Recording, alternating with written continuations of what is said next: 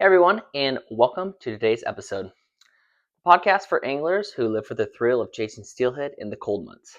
I'm Brandon Purcell, this is Loki, and today we're kicking off our first episode, so thanks for being with both of us. Now, if you're like me, winter steelhead season is something you look forward to all year long. It's the best fishing, in my opinion.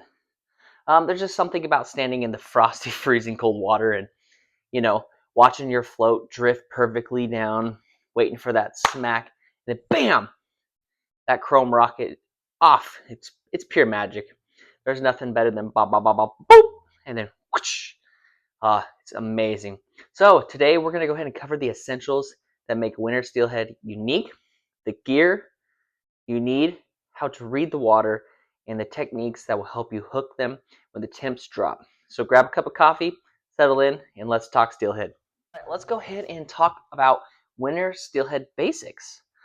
Um, yeah, what makes winter steelhead different from the summer run? Most of you maybe not know this, but steelhead run in the summer and the winter. So there's something to learn. Yeah. First off, these fish are built for cold water. They're strong, aggressive, and they're bigger than the summer cousins. They start entering rivers in late fall, and keep coming through winter, usually November to March, depending on where you're fishing. Closer to the ocean, the quicker you're going to get the fish.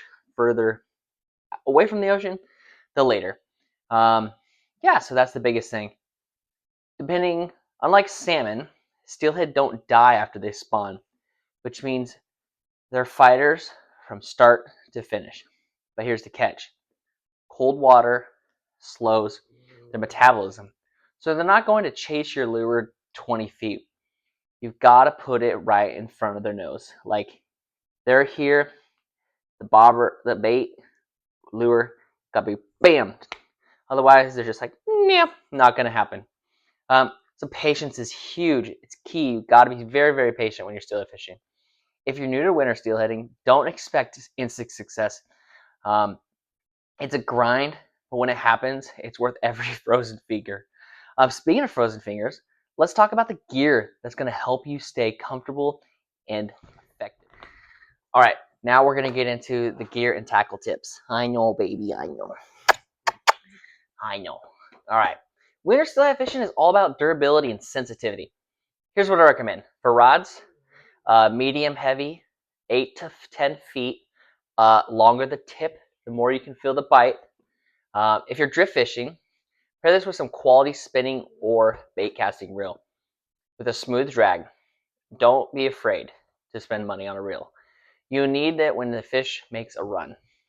Drag is everything. The line, depending on what you like, I like anywhere from 10 to 15 pound main line with fluorocarbon leader for stealth. I also like to run braid, 30 pound. It's up to you. Decide where you like it. I enjoy braided line. You get snags out easier. It's up to you guys. These fish can be very pickier, very picky, very, very picky in clear water. Fluorocarbon sometimes is your best friend because it's almost invisible in the water, so they can't see it. Let's talk about the baits and lures. Depending on what you're running, cured eggs are a classic. Shrimp work great, and soft beads. That's what I use. There's a lot of soft beads, and they've become very, very popular. They're a lot cheaper than buying fresh bait. For hardware, spoons and spinners, I enjoy Blue Foxes, size 4. Bright colors are killer when the water's cloudy. And don't forget clothing. Gotta layer up. Breathable waders, thermal socks, waterproof gloves.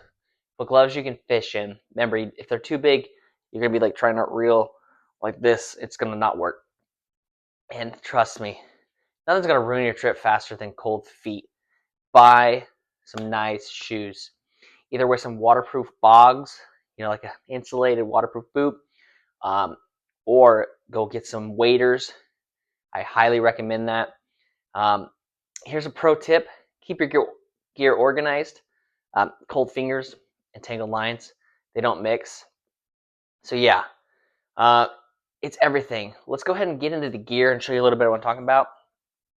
This is a pretty affordable getting into the game. There's cheaper alternatives, but here's what I like. This is the Akuma rod. If you're in the Pacific Northwest, Mart. If not, probably Cabela's or Bass Pro Shop or Sportsman. I like to run a 8'6" Akuma. It's the SST model. I want to say these run like $89 for the rod. 89 bucks. It's a two-piece carbon here. Yeah, it's a really nice rod. I like it a lot. The next is the reels.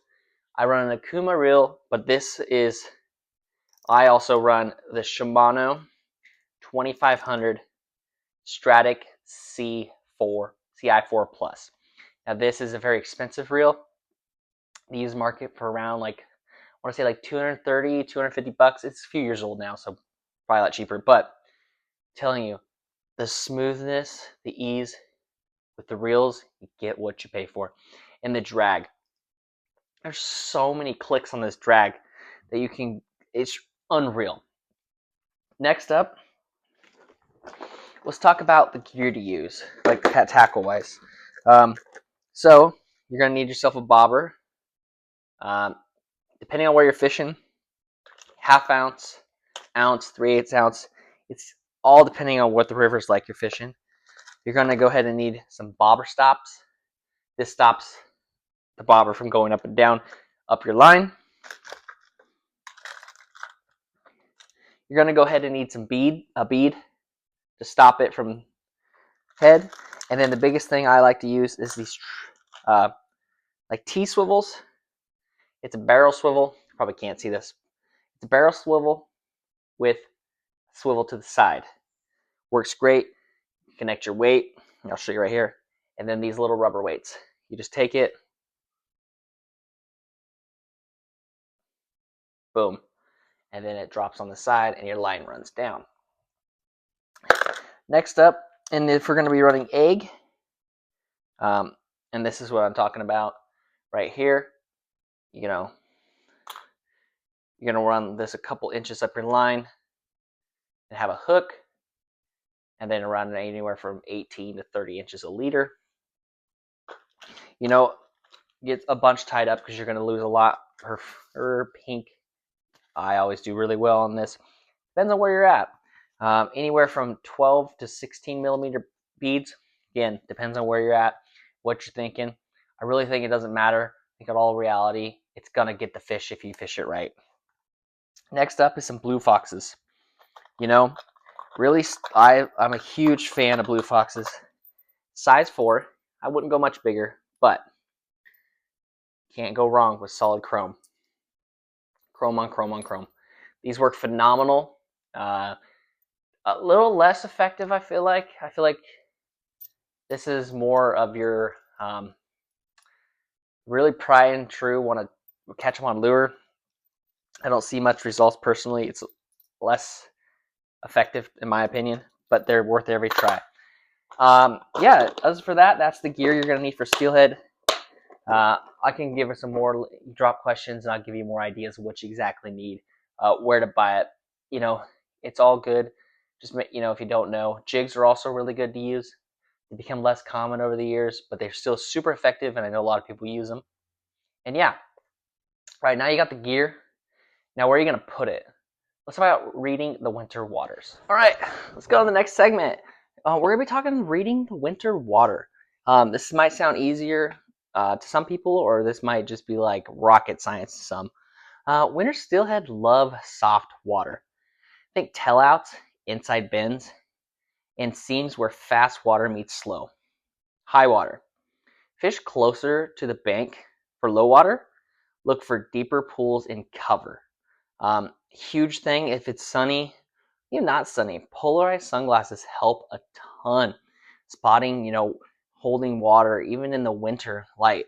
It's really good. You can see what you're looking at. And here's the thing. You don't just bomb casts everywhere. Fish mathematically cover water in grids. Steelhead aren't everywhere. But when you find one, there's usually more nearby. And this is the biggest misconception that people just think, I'm gonna fish every hole. I'm gonna fish every hole. Not every hole's gonna fish. It's just how it is. Yeah, there's gonna be fish swimming through that area. Obviously, it's the river. Um, but that doesn't mean they're staying there. In the chances, you want to look for those deep pockets, good flow, where the next to the bank where it drops down. And that's kind of the main channel. You want to float that channel. It's huge. Reading the water's everything. And again, it's one of those things. If you're new to an area, kind of just look where everyone else is, because that's normally going to tell you where the fish are or where the good holes are. And the other thing is you can't fish a hole too long. So many people will jump in, boom, boom, boom, boom, move on, boom, boom, boom, boom, which is great if you want to cover a lot of ground. But give an effective 30 minutes a hole at least. You never know what's going to come through. And you can't really go upriver sometimes if you're going all the way just floating down. So, take effective each hole every time. And switch up the gear you're using. Don't just use one thing and then be shocked you didn't catch anything. You're going to have to change it up what you're using. The sides of beads, maybe switch the lures, the colors, switch the jigs, switch the weight, switch the float size. I mean, this is all comes down. It's a real science of fishing. So don't just throw the same thing all day and expect the results to be phenomenal. You're going to have to change it up to figure out what the day of fishing is like. Every day is going to be a little bit different. Yeah. So you got the gear and you found the water. Let's go ahead and talk about how to actually catch these. So here we're going to talk, getting a little bit into the techniques and strategies. Like I said earlier, presentation is everything. In cold water, steelhead won't move far from to strike. So keep your bait in their face. Misconception is people think that always the fish, I just cast it out there real. These fish are going to smack. They're not. That's just not how it's going to work. When it comes to steelhead, it's like salmon. You got to put the bait right in front of their face. Because if it's too far or too hard, they're not interested. They're not going to work hard to get it. That's why you've got to really keep everything face level. Because the easier it is for them to get it, the more likely you're going to get a bite. Drift fishing is a classic, my favorite. Natural presentation along the bottom. Bobber dogging is great for slower water and keeps your bait in the zone longer. And now for the fly anglers out there. I don't fly fish, but I'd like to learn, but you guys do that. Swinging flies can be deadly. Know your hatch. Just slow down your swing and keep it steady. Pro tip, slow down your retrieve. Keep your bait in the strike zone as long as possible. That's the difference between a skunk and a hookup. The biggest thing is people either cast way too far or they let their line go way down there. You really want to just strike it at like 11 o'clock to 4 o'clock. Nothing further. It's not effective. You can't see the bait that far or the bobber that far. You want them consistently over and over again. And for this, everything. So with your bobber stop, you're going to adjust it up and down. That's what creates the depth of where your bait is going to be on the bottom. Now you want that as close to hitting that bottom as possible. Not dragging the bottom, you're going to snag up, but super close because again, all the fish got the bottom here. The fish are just hovering above it. Steelhead aren't above on the top. Rarely. You're not going to catch steelhead above on the top of the water. They stay low profile, cruising, or stay in the area. That's how you catch them. Because they're just kind of chilling out, Sunday cruise, and then all of a sudden they're like swimming along, and then your bait goes, boop, boop, bam, smack them. That's how steelhead works. So presentation's everything. Making sure your line looks good. Your bead's not too far away from the hook or too close to the hook. Each cast when you retrieve it back in, make sure it looks good. There's no crap on your hook. Your line doesn't look weird. Your bobber's not drunk sideways, upside down, and yada yada. Yeah, it's huge. But if you want more on these techniques, I'm down to make some videos on how to tie these rigs up, what to look for, how to fish it. But yeah, so before we wrap it up, let's talk about something just as important as catching the fish and taking. Now let's go ahead and get into the conservation and the ethics of fishing. Steelhead are a precious resource. Always handle them with care. Honestly, any fish, treat it, with respect. Wet your hands before you pull them out of the water.